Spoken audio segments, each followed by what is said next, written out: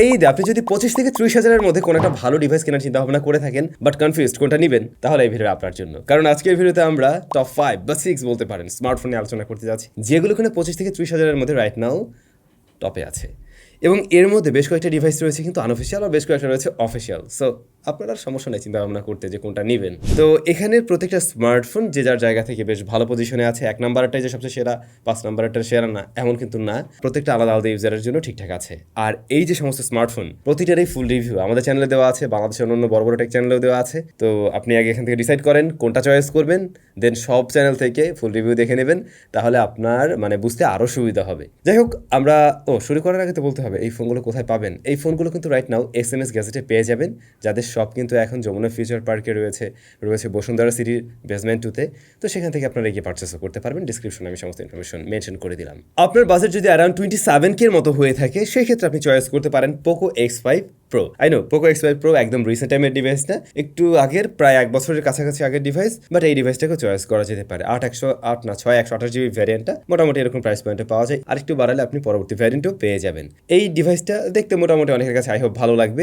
ডিভাইসটাতে কিন্তু AMOLED panel রয়েছে, যা 120Hz হাই রিফ্রেশ রেটের, এবং যতদূর সম্ভব এটাতে কোর্নিং গরিলা গ্লাস 5 এরও প্রোটেকশন ছিল। প্লাস এই ডিভাইসটাতে প্রসেসর হিসেবে রয়েছে কিন্তু কোয়ালকম স্ন্যাপড্রাগন 778G, যেটা মোটামুটি মিড রেঞ্জ বা এরকম প্রাইস পয়েন্টের জন্য একটা ভালো প্রসেসর বলতেই হয়। এখন এই কথা বলতে গেলে অনেকেই বললেন, ভাই তাহলে তো আমি রিয়েলমি GT মাস্টার এডিশন ওর ফোনটাকেও চয়েস করতে পারি, সেম প্রসেসর।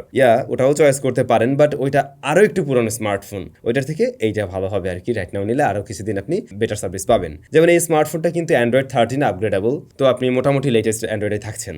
ক্যামেরা 108 মেগাপিক্সেলের, দেন 8 মেগাপিক্সেল আলট্রা ওয়াইড শুটার রয়েছে 2 মেগাপিক্সেলের, আরও একটি সহকারী সেন্সর, আর ফ্রন্ট ফেসিং ক্যামেরা 16 মেগাপিক্সেলের। ছবিগুলো কিন্তু খারাপ ছিল না, মোটামুটি ভালোই, অর্থাৎ মেইন ক্যামেরার ছবি মোটামুটি কিন্তু অন পয়েন্টে আছে এরকম প্রাইস পয়েন্ট অনুযায়ী। তবে আলট্রা ওয়াইডটা অ্যাভারেজ টাইপের একটা রেজাল্ট দেয়। বাট এই স্মার্টফোনে ভিডিও রেকর্ড করা যায় 4K 30fps এ, 5000 mAh ব্যাটারি এবং 67 ওয়াটের চার্জিং সিস্টেম। এই জায়গাটাকেও আমি স্ট্যান্ডার্ড মনে করছি। স্টেরিও স্পিকার আছে এতে। তো এই প্যাকেজটাকে কিন্তু চয়েস করা যেতে পারে, যেহেতু ভালো একটা প্রসেসর দেখছি, একটু গেমিংয়েও ভালো রেজাল্ট পাবেন, আবার ক্যামেরার কাজ বাজও চলে যাবে এই ফোন দিয়ে। কিন্তু এই ডিভাইস আপনাকে কিনতে হবে আনঅফিসিয়াল ভাবে, সো ওটাও মাথায় রাখতে পারেন। বাজেট আপনার 30K, এবং আপনার আসলে শাওমির ইউআইটা ততটা পছন্দ নয়, কারণ ওই মাঝে মধ্যে বাঘ ভল্লুক দেখা যায় কিছুদিন পরে আপডেট দেওয়ার পরে, যে কারণে আপনার হয়তো রিয়েলমির ইউআই পছন্দ। তখন কি আপনি চয়েস করতে পারেন Realme 10 Pro Plus। Realme 10 Pro Plusও মোটেই একেবারে রিসেন্ট টাইমের ফোন না, বাট এই ফোনটাকেও চয়েস করার মতো স্টিল এখনো। এই ফোনটারও 6128GB ভ্যারিয়েন্ট আপনার এরকম প্রাইস পয়েন্টে পাবেন, একটু বাড়ালে পরবর্তী ভ্যারিয়েন্ট পাওয়া যায়। অনেকেই আছেন যাদের কিনা কার্ভ অ্যামোলেড ডিসপ্লে পছন্দ হয়, তাদের এই ডিভাইসটা দেখেই ভালো লেগে যাবে, কারণ এটাতেও কার্ভ ডিসপ্লে রয়েছে, AMOLED panel, 120Hz high refresh rate, full HD plus resolution রয়েছে, এবং এই ডিভাইসের প্রসেসর হিসেবে রয়েছে মিডিয়াটেক ডাইমেনসিটি 1080, যা এরকম প্রাইস পয়েন্ট একটা কেপেবল প্রসেসর, মোটামুটি গেমিং এর জন্য বলতে পারেন বা রেগুলার কাজবাজের জন্য।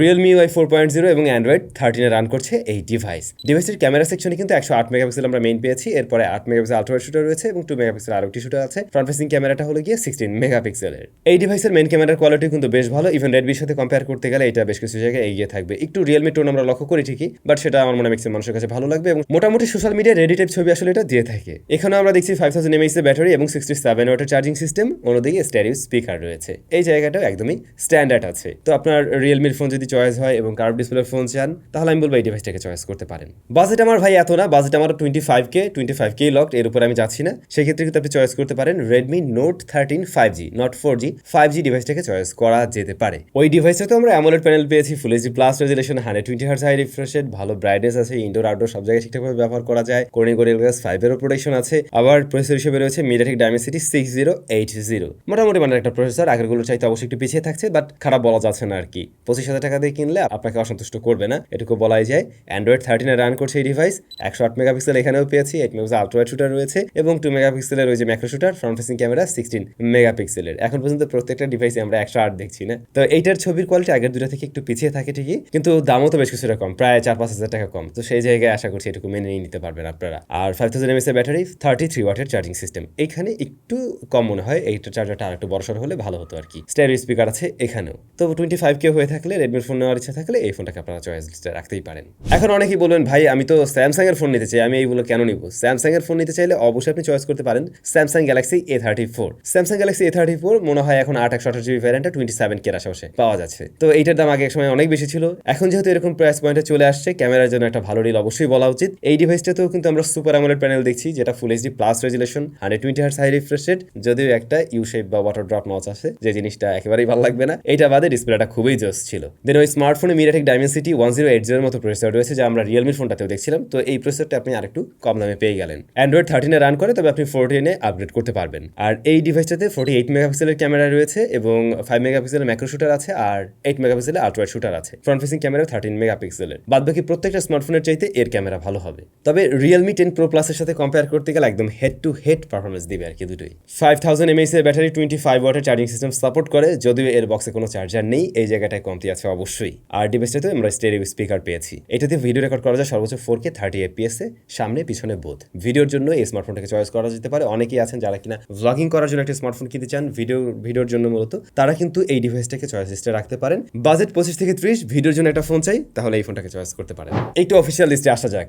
অফিসিয়াল হিসেবে এরকম প্রাইস পয়েন্টে খুব একটা ব্র্যান্ডের স্মার্টফোন নেই রাইট নাও। টেকনো আর ইনফিনিক্সের ফোন আছে, আপনারা জানেন। আর শাওমি, রিয়েলমি, এদের যে অন্য ডিভাইসগুলো রয়েছে সেগুলোর দাম অনেকটাই বেশি, ইভেন স্যামসাং এরও, যে কারণে আমরা টেকনো, ইনফিনিক্স থেকে হয়তো চয়েস করবো। টেকনোর স্মার্টফোন হিসেবে Tecno Spark 20 pro plus recently smartphone launch হলো গত 1 মাস আগে। তো ওই ডিভাইসটাকে চয়েস করা যেতে পারে। 26,999 টাকায় পাওয়া যায় 8/256GB ভ্যারিয়েন্ট। তো এই ডিভাইসে আমরা অ্যামোলেড প্যানেল পেয়েছি, যেটা কিন্তু কার্ভ এবং ডিসপ্লে সাইডটা দেখতে বেশ সুন্দর। আর মিডিয়াটেক হলেও Z99 এর মতো প্রসেসর রয়েছে, যদিও ওই যে আলটিমেট ভার্সনটা, যেটা স্লাইডলি উপরের দিকে একটু টুইকড ভার্সন আর কি।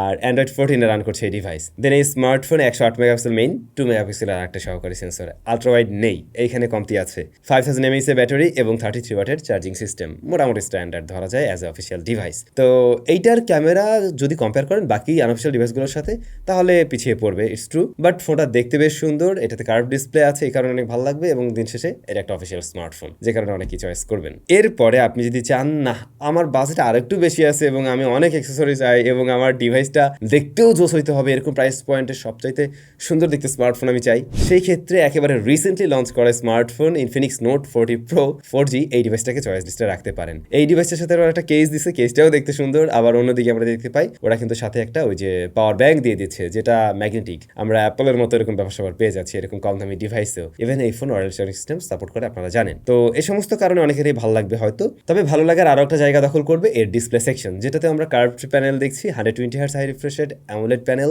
এবং ডিসপ্লেটা সুন্দর, কর্নিং গরিলা গ্লাসের প্রোটেকশনও আছে। দেন ওই যে same processor MediaTek Helio Z99 ultimate রয়েছে এখানে। আর এই ডিভাইসটা দুইটা ভ্যারিয়েন্টে পাওয়া যায়, 12GB RAM, 8GB RAM. 8GB RAM variant আপনারা 31K তে পাবেন। প্রাইসটা বাকি সমস্ত স্মার্টফোনের থেকে একটু বেশি আছে, কিন্তু রান করছে অ্যান্ড্রয়েড 14-এ। তবে এই ডিভাইসে দুইটা মেজর আপডেট পাওয়া যাবে, 3 বছরের সিকিউরিটি আপডেট পাওয়া যাবে।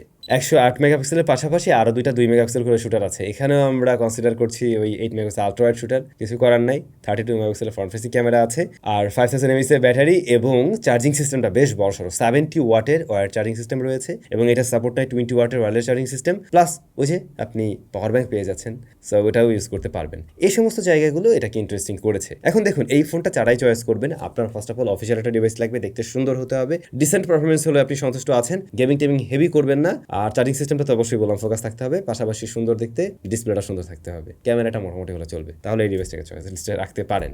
এর বাইরেও যদি বাজেট আরও কিছু বাড়ানো যায়, সেই ক্ষেত্রে কিন্তু আপনারা পেয়ে যাবেন অনারের ফোন অনার X9A। এই ডিভাইসটাকে আরেকটু বাড়ালে আপনারা পেয়ে যাবেন, ওটাকেও দেখতে পারেন। অফিসিয়াল আনঅফিসিয়াল বোধ পাওয়া যায়, আনঅফিসিয়াল নিতে গেলে এরকম প্রাইস পয়েন্টে পেয়ে যাবেন, অফিসিয়াল নিতে গেলে আরেকটু বাড়িয়ে কিনতে হবে আপনাকে। তো আমার মনে হয় এই যে ডিলগুলো আছে, এগুলো মোটামুটি রাইট নাও মার্কেটে একটু কড়া ডিল বলতে পারেন। এর বাইরেও আরও অনেক ডিভাইস পাওয়া যায়, যেগুলো আরও অনেকের সাথে আরও ভালোভাবে হয়তো ম্যাচ করলেও করতে পারে, বাট তার মধ্যে বেশ কিছু ডিভাইস রয়েছে একটু পুরাতন, কতগুলো আবার আছে যেগুলো মানে একটু জটটটো আছে, এগুলো জানেন আপনারা, সো ওগুলোকে সাজেশন দিলাম না। আবার আপনার রিকন্ডিশন বা প্রি ওন্ড ডিভাইস এরকম প্রাইস পয়েন্টে পেয়ে যাবেন। তবে আমি রিকোয়েস্ট করবো, গুগল পিক্সেল 6 সিরিজের স্মার্টফোন এরকম প্রাইস পয়েন্টে পাবেন, ভুলে ওই জিনিস কিনেন না, না কেনার জন্যই আমি সাজেশন দিব আর কি। তো ভাই ব্রাদার, সবাই ভালো থাকবেন। এর পরবর্তীতে আমরা কত টাকা ডিভাইস নিয়ে আলোচনা করবো সেটা একটু কমেন্ট করে জানাবেন। তবে 30 থেকে যদি কিনা আমরা 40K এর মধ্যে কোনো ডিভাইস নিয়ে কথা বলতে চাই, তাহলে ভাই ওইখানে মানে সেই রকমের খেলোয়াড় আছে। যদি কারো বাজেট এরকম থেকে থাকে এবং সেই ভিডিও চান, অবশ্যই কিন্তু কমেন্ট করে জানাবেন। তাহলে দেখা হচ্ছে আমাদের নতুন ভিডিওতে। আর ঈদের প্রিপারেশন কেমন চলছে? খুব ভালো চলছে নিশ্চয়ই। আশা করছি এবারের ঈদ সবার অনেক বেশি ভালো কাটবে। সবার জন্য অনেক শুভকামনা থাকলো। টাটা।